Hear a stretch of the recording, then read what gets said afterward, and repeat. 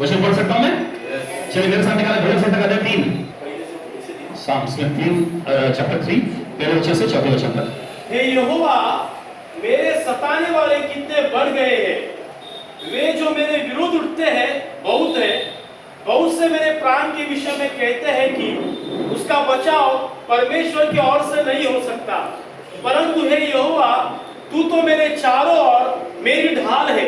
तू मेरी महिमा और मेरे मस्तक का ऊंचा करने वाला है। मैं ऊंचे शब्द से यहोवा को पुकारता हूँ, वो अपने पवित्र पर्वत पर से मुझे उत्तर देता है। Hallelujah, hallelujah, hallelujah. चलिए मेरे पीछे कहे, हे यहोवा, मेरे सताने वाले कितने बढ़ गए हैं। हालेलुया। अगर आप इस अध्याय को पढ़ेंगे ना, यहाँ पे सब लोग इस अध्याय को, हालेलुया, आपको जानना महत्वपूर्ण है। अपने पड़ोसी को बोले, जानना महत्वपूर्ण है, अहमियत रखता है कि जब दाऊद ने ये अध्याय लिखा था ना, खूबसूरत सा अध्याय लिखा था, तब दाऊद किस दौर में से गुजर रहा था, आपको समझना चाहिए। सब लोग बोलिए मुझे, जोर से बोलिए, समझना चाहिए। हालेलुया। जब दाऊद ने ये अध्याय लिखा था, तब दाऊद ना अपने जिंदगी के सबसे मुश्किल दौर में से जा रहा था। अपने पड़ोसी को बोलिए, सबसे मुश्किल दौर। हालेलुया। क्या दौर था पता है उसकी जिंदगी में? उसकी जिंदगी में ऐसा दौर आया था कि उसका बेटा अबशालोम, क्या जो बोलो, अबशालोम नाम का उसका बेटा था। वो दाऊद की गद्दी, दाऊद राजा था, लेकिन वो दाऊद की गद्दी को हड़पना चाहता था। समझ में आ रही मेरी बात? उसने दाऊद को सत्ता से हटाने के लिए, गद्दी से हटाने के लिए उसने साजिश रचा, षड्यंत्र किया। और बाइबल में लिखा है, अगर आप ध्यान से पढ़ेंगे तो वहां पे लिखा हुआ है कि जिन लोगों पर दाऊद भरोसा करता था ना, वही लोग दाऊद के खिलाफ में खड़े हो गए। कितना समझ में कह रहा हूं? वही लोग जिन पे दाऊद कभी भरोसा करता था, वे लोग दाऊद के खिलाफ में खड़े हो गए और वे सब लोग दाऊद के जान के पीछे पड़ गए थे। अब ऐसे हालात में एक राजा, दाऊद नाम का राजा, मजबूर होकर अपने महल से जान बचाकर भागना पड़ा उसको। आपको समझ में आ रहा है क्या कह रहा हूं? क्या गुजरा होगा ना उसके दिल पे, क्या गुजरा होगा ना कि एक राजा होने के बावजूद वो अपनी जान बचाकर शर्मिंदगी से भाग रहा है। मुझे नहीं पता मैं किससे कह रहा हूं आज।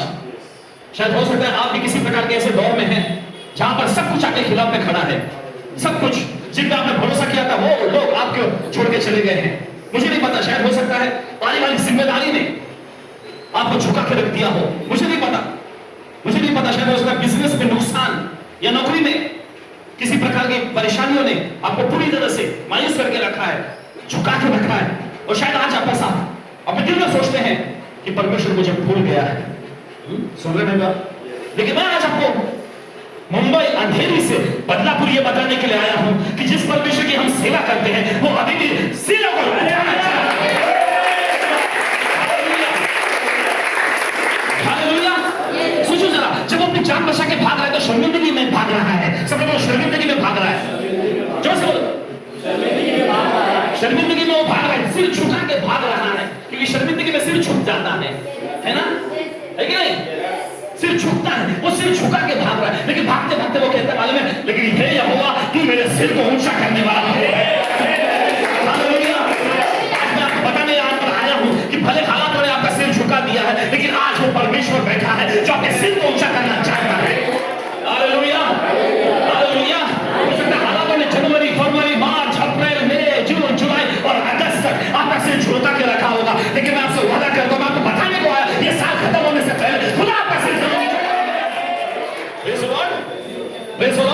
बाइबल में एक वचन है, भजन संहिता का अध्याय 146, सब लोग पढ़िए भजन संहिता, साम्स चैप्टर 46। यहोवा अंधों को आंखें देता है। क्या देता है? अंधों को आंखें देता है। एक मिनट आप लोग जो से बोलिए, अंधों को आंखें देता है। आगे, यहोवा झुके हुओं को, किसको? झुके हुओं को, हालातों के झुके हुओं को, कर्जे के मारे झुके हुओं को, कम ऑन, पारिवारिक जिम्मेदारी के मारे झुके हुओं। परिवार में अकेला कमाने वाला हूं, नहीं सुन रहे? परिवार में खाने वाले 10 हैं, कमाने वाला मैं एक हूं, और पारिवारिक जिम्मेदारी में ढोते ढोते मैं झुक गया हूं। समझ में आ रहा है? ये होता पारिवारिक जिम्मेदारी। शायद हो सकता है ऐसे हालात आपके न हो, लेकिन हो सकता है दूसरी किसी जिम्मेदारी ने आपको झुका के रख दिया होगा, लेकिन बाइबल में लिखा है यहोवा झुके हुओं को सीधा खड़ा करता है और झुकाता नहीं है। वो और उठाता है।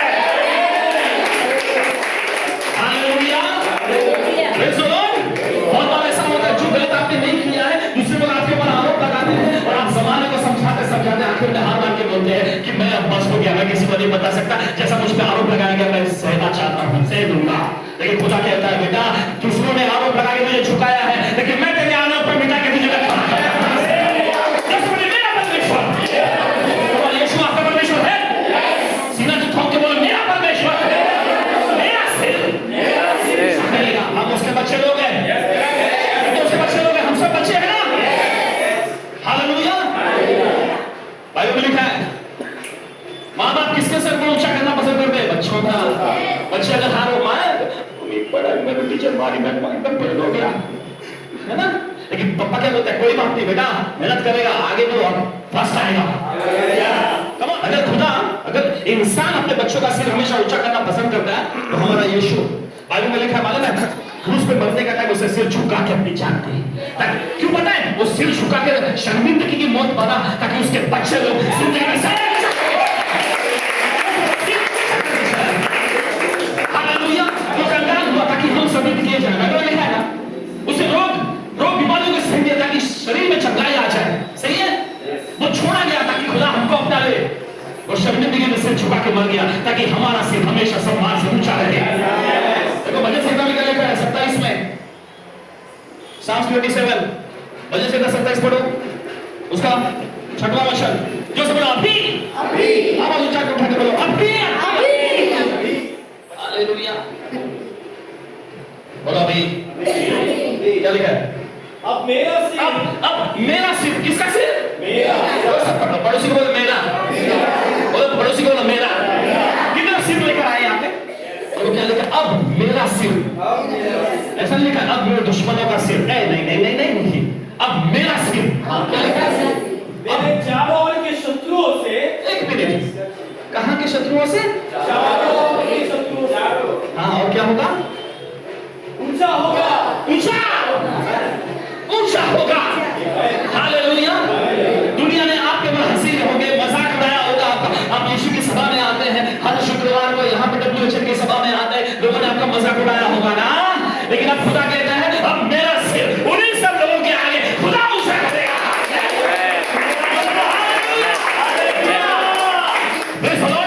अब मेरा सिर मेरे चारों ओर के शत्रुओं से, हाँ क्या लिखा है? ऊंचा होगा। और मैं यहोवा के तंबू में जय जयकार के साथ बलिदान चढ़ाऊंगा। अब मैं यहोवा परमेश्वर के तंबू में यानी प्रभु की कलीसिया में रोते हुए मातम मनाते हुए नहीं, जय जयकार करते हुए बलिदान चढ़ाऊंगा। हालेलुया, बलिदान चढ़ाऊंगा। हालेलुया। खुदा सबने मुझे नकार दिया था, सबने मुझ पे हंसा था, सब लोग मेरा मजाक उड़ा रहे थे, लेकिन धन्यवाद तू आया, तूने मुझे छुआ, तूने मेरा सिर ऊंचा किया, सबसे ऊंचा किया। हालेलुया। अब मेरा सिर मेरे चारों ओर के शत्रुओं से ऊंचा होगा। Praise the Lord. मैं फिर से कहता हूं, मैं अंधेरे से यहां बदलापुर में आपको सिर्फ ये बताने के लिए आया हूं कि खुदा आज भी आपसे प्यार करता है। खुदा आपको भूला नहीं है। यीशु मसीह ने आपको छोड़ा नहीं है। यीशु ने आपको शैतान के रहमों पर छोड़ा नहीं है।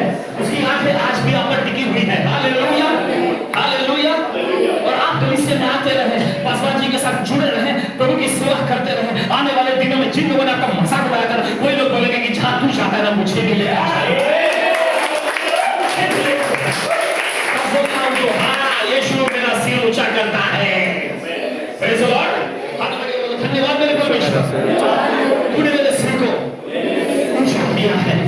मैं तेरा धन्यवाद करता हूं। Hallelujah, hallelujah. अब हम प्रार्थना करेंगे, प्रार्थना करेंगे। कितने तैयार हैं सब प्रार्थना करने के लिए?